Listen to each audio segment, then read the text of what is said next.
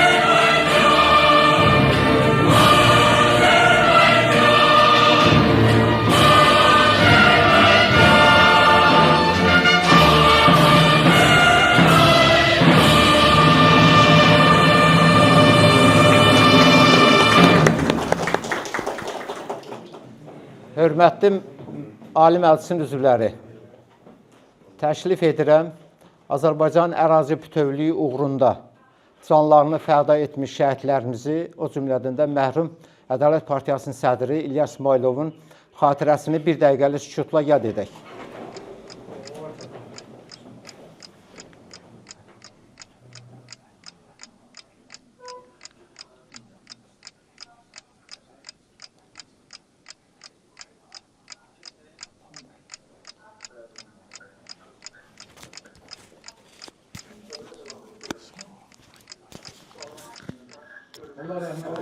Allah rəhmət eləsin.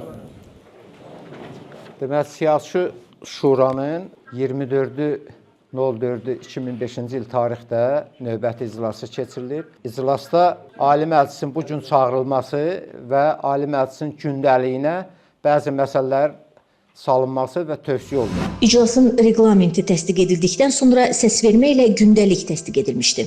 İclasda partiyanın bütün rəhbərliyi, partiya sədrinin səlahiyyətlərini icra edən Ali Məclisin sədri, Ali Məclis sədrinin müavinləri, rəyasət heyətinin üzvləri, partiya sədrinin müavini, Siyasi Şuranın üzvləri və mərkəzi aparatın rəhbərliyi, Ali Məclisin üzvləri iştirak etmişlər. Gündəlikdə aşağıdakı məsələlər təsdiq edilmişdi. Yeni yaradılmış rayon və şəhər təşkilatlarının statusunun təsdiqi, Ali Məclisin yeni üzvlərinin təsdiqi, qurultayın vaxtının və nümayəndəlik normasının müəyyənləşdirilməsi, qurultayın keçirilməsi üçün təşkilat komitəsinin yaradılması, partiya daxilində yaranmış vəziyyət və gələcək hədəflər. Demək, gündəlikdəki ardıcılığa uyğun olaraq son bir neçə ay müddətində onu vurğulamaq istəyirəm ki, Ədalət Partiyasının rəhbərliyində olanlar çox intensiv partiya quruculuğu ilə bağlı iş aparmışıq, fəaliyyət göstərmişik. Bu istiqamətdə sədrin humanitar məsələləri üzrə Çox hörmətli Vüsailə xanımın xidmətləri kifayət qədər olub. Elçi müəllimin xidmətləri olub, Mehman müəllim olub, İbad müəllimin olub, Rüfət müəllimin olub və digərlərinin bu sahədə kifayət qədər fəaliyyətləri olub. Fürsətdən istifadə edib partiya quruculuğunda göstərdikləri yorulmaz və ardıcıl fəaliyyətə görə bu adların çəkdiyim və çəkmədiyim bir neçə nəfərə öz təşəkkürümü bildirirəm partiya rəhbərliyi adından. Son bir neçə ayda partiya rəhbərliyinin intensiv fəaliyyəti nəticəsində yaradılmış yeni rayon təşkilatlarının statusu və nümayəndələrinin Ali Məclis üzvlüyünə səlahiyyətləri təsdiq olunmuş, növbəti qurultayın 31 may 2025-ci il tarixində keçirilməsi, rayon təşkilatlarından 3 nəfər qurultaya nümayəndəlik normasının müəyyənləşdirilməsi haqqında qərar qəbul edilmişdi. Daha sonra 9 nəfərdən ibarət təşkilat komitəsinin tərkibi təsdiq edilmişdi. Siyasi şuranın üzvləri Ali Məclisə tövsiyə edirlər, xahiş edirlər ki, qurultayın vaxtını gələn ayın, may ayının 31-nə, həftənin 6-cı gününə keçirilməsini təklif edirik. İclasda son vaxtlarda partiya daxilində yaranmış vəziyyət, gələcək perspektivlər barəsində Ali Məclis sədrinin birinci müavini Elçin Qurbanov, partiya sədrinin müavini Vüsailə Dadaşova və digərləri çıxış etmişlər. Dünyada hökm sürən siyasi entropiya insanları apatiya və inamsızlıq vəziyyətinə gətirib.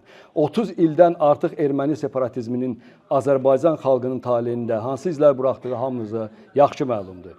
Ölkə başçısının tarixi siyasi şəraiti düzgün qiymətləndirməsi, uğurlu xarici siyasəti, ordu quruculuğu, qətiyyətli siyasi iradəsi, qəhrəman ordumuzun şücaəti, xalqın qələbə əzmi Azərbaycan xalqının ən yeni şərəfli tarixini qızıl hərflərlə yazdı. Lakin dünyanın geopolitik mənzərəsi dəyişir, yenidən bölüşdürülməsi, yeni dünya düzəni adlanan böyük dalğa davam eləyir. Onun fəsadlarından isə heç bir dövlət, heç bir xalq sığortalanmayıb. Mən çox sevinirəm ki, ölkə başçısı cənab İlham Əliyevin xarici siyasəti dünya miqyasında əhəmiyyətli rola malikdir. Bugün həqiqətən də böyük güclərin ortaq siyasi maraqlarının, habelə münasibətlərinin və beynəlxalq siyasi tarazlığın əldə edilməsində asanlıqla sezilən Azərbaycan prezidentinin diplomatik siyasi ustad səviyyəsi inkar olunmazdır. Bütün bunlarla yanaşı Azərbaycan Respublikası 2011-ci ildə yeganə məqsədi beynəlxalq hüquqa hörmət əsasında dünyada sülh, təhlükəsizlik və inkişafa yardım etmək olan, hazırda 120 üzvü 18 müşahidəsi dövləti və 10 müşahidəsi beynəlxalq təşkilatı olan Qoşulmama Hərəkatının tam hüquqi üzvüdür. Qeyd etmək lazımdır ki, Azərbaycan Qoşulmama Hərəkatına üzv olandan bəri hərəkatın fəaliyyətinə önəmli töhfələr verib.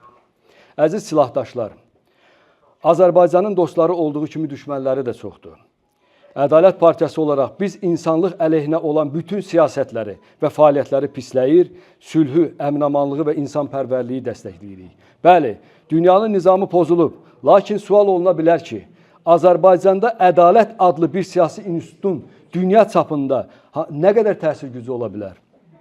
Bildirirəm ki, ədalət adlı siyasi institutun müfəssəl siyasi platforması bütün dünya xalqlarının arzusuna, siyasi ideologiyasına, hətta insanların həyat kredosuna da çevrilə bilər.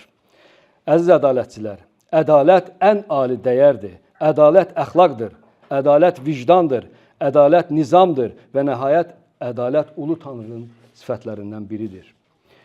Ədalət Partiyası bütün ümummilli məsələlərdə dövlətin yanında olub, yanında da olacaq. Heç vaxt öz problemlərini kənara daşımağı siyasi mübarizə vasitəsi seçməyib. Töhfə vermək, cəmiyyətə faydalı olmaq həmişə əsas hədəf kimi qəbul olunub. Bundan sonra da partiyamız yalnız sağlam məqsədlər uğrunda cəmiyyətin siyasi həyatında yaxından iştirak etmək üçün çalışacaq. Mən bütün ədalətçiləri ədalət nurunun bayrağı altında birliyə, qardaşlığa çağırıram. Tanrı ədaləti qorusun. Təşəkkür edirəm.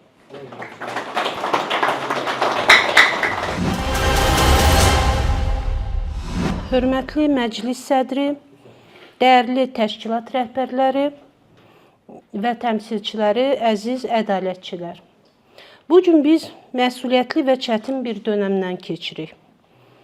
Mərhum qurucumuz İlyas İsmayılovun iştirakı olmadan ilk dəfə partiyanın Ali Məclisinin iclasını keçiririk. Mən inanıram ki, bugün liderimizin ruhunu şad edərək, partiyamızın birliyini qoruyaraq, inkişafa doğru addım atacağıq. Doğrudur, hazırda daxilimizdə müəyyən fikir ayrılıqları var. Lakin biz bundan qorxmamalıyıq. Əziz ədalətçilər, fikir müxtəlifliyi inkişafın təzahürüdür. Amma o, düzgün və səmimi olduqda inkişafa nail olunur. Mən inanıram ki, və sizləri də əmin etmək istəyirəm ki, biz daha güclü olacağıq. Partiyamızın sabahı naminə hamılıqla bugün qəbul ediləcək qərarlara hörmət etməyə və dəstəkləməyə çağırıram. Təşəkkür edirəm. Ali Məclisin sədri Meydan Babayev çıxışında son bir neçə ayda partiya daxilində nizamnaməyə zidd fəaliyyətlərin qarşısının alınması istiqamətində görülən tədbirlər haqqında danışdı. Partiyanın bütövlüyünü qorumaq məqsədi ilə pozuculuq fəaliyyəti ilə məşğul olan şəxs və yaxud şəxslər barədə edilmiş şifahi və yazılı xəbərdarlıqlar ardından partiya sədrinin vəzifələrindən irəli gələn səlahiyyətlər çərçivəsində nizamnaməyə zidd şəkildə keçirilmiş iclasın qərarına veto qoyduğunu toplantı iştirakçılarının diqqətinə çatdırdı. O bütün bunlara baxmayaraq partiya daxili separatçı fəaliyyətin davam etdirildiyini və buna görə də Ali Məclis sədri tərəfindən müvafiq sərəncam qəbul edildiyini və Siyasi Şura tərəfindən 24.05.25-ci il tarixində növbəti iclasda sərəncama uyğun olaraq müvafiq qərar qəbul olunduğunu da elan etdi.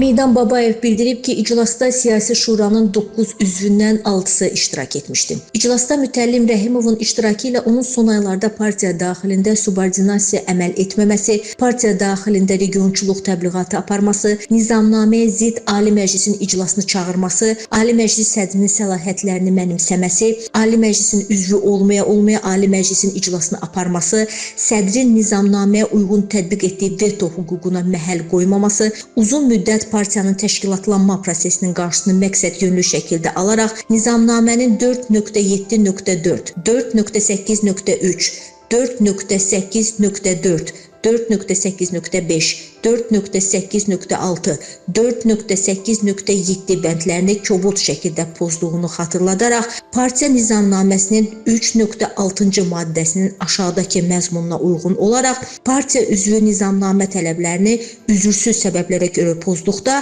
və ya partiya üzvü adına xələl gətirən hərəkətlərə yol verdikdə, nizamnamə pozuntusunun xüsusiyyətindən asılı olaraq özəyin və ya yuxarı partiya orqanlarının qərarı ilə ona aşağıdakı intizam tədbirlərindən biri tətbiq edilə bilər. Nəzərinə çatdırmaq, xəbərdarlıq, töhmət, partiya üzvlüyündən xaric etmək. Törədilən nizamnamə pozuntularının ağır xüsusiyyətləri nəzərə alınaraq, Siyasi Şurada Rəhimov Mütəllim Qaraoğlunun Ədalət Partiyasının üzvlüyündən xaric edilməsi barədə qərar qəbul edilmişdi. Lehinə 5, əleyhinə 1, bir tərəf yoxdur. Qərar Meydan Babayevin təklifi ilə Ali Məclisdə səsə qoyuldu. Qərar Ali Məclis üzvlərinin əksəriyyəti tərəfindən dəstəkləndi. Bununla da qurultay öncəsi Ali Məclisin keçirilən son iclası öz işini yekunlaşdırdı. Hər birinizə öz dərin təşəkkürümüzü bildiririk. Çox şadıq ki, Ədalət Partiyasında belə bir səmimi, ciddi insanlardan ibarət böyük bir ailə var, böyük bir kollektiv var.